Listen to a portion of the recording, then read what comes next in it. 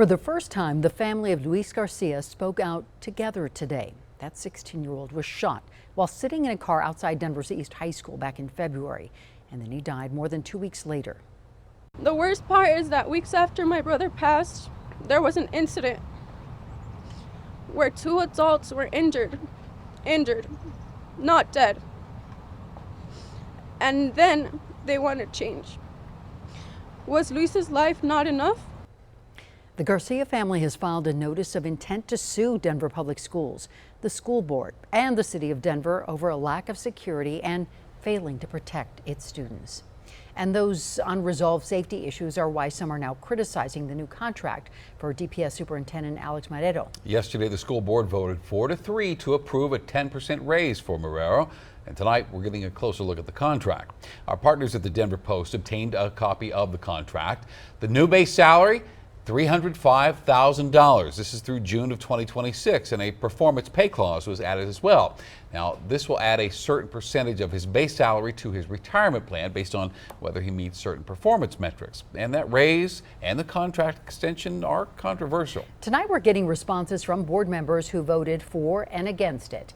Denver 7's Danielle Kreuter is joining us live from our newsroom with both sides of this decision. Danielle? Ann and Shannon, board members who voted in favor of the salary change say they believe the move translates into equity. Dr. Marrero is the superintendent of the largest school district in the state, but he was not the highest paid. He actually ranked 12th.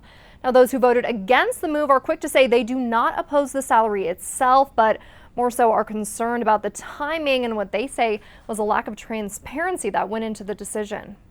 I do believe that the superintendent deserves a fair compensation. Aonte Anderson is the vice president of the Denver Public School Board and was the first to speak up during the meeting to consider giving the superintendent a raise. Because I just don't believe that right now is the appropriate time for us to consider this. I think that we should be talking about this at the evaluation period of the superintendent or when the contract is expired. Other board members raised their concerns too, saying by the time they were made aware of a board vote on the matter, the board's attorney had already negotiated the contract without full board input. I find it difficult to vote on something I was not authentically or transparently involved in. Yet, denying an employee the right to seek a change in the compensation, that doesn't sit right with me.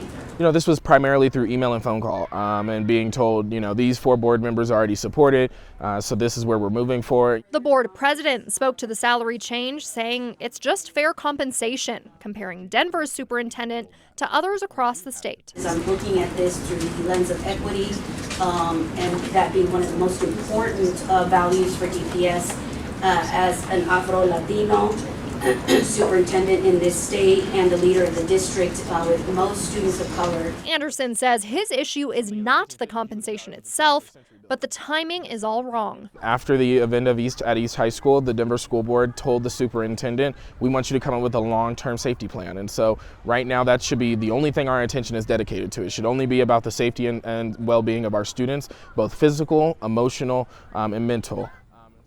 The school board president also released a statement to me tonight saying that the decision to increase the superintendent's pay was not new. She said the conversations began earlier this year when he met 97% of his yearly evaluation. We have filed open records requests with the school district about those discussions with the contract, and we have even reached out to Dr. Marrero for a comment. We'll let you know when we hear back. Live in the newsroom, I'm Danielle Kreuter, Denver 7. All right, Daniel, nice work. Thank you.